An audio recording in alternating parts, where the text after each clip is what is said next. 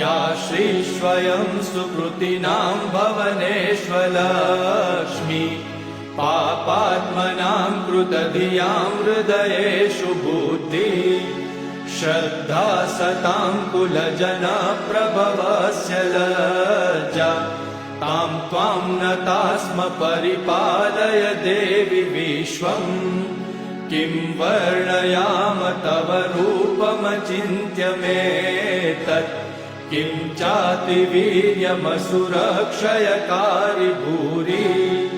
किं चाहवेषु चरितानि तवादियानि सर्वेषु देवसुरदेवगणादिकेषु हेतु समस्त जगतां त्रिगुणापि दोषे न ज्ञायसे हरिहरादिभिरप्यपारा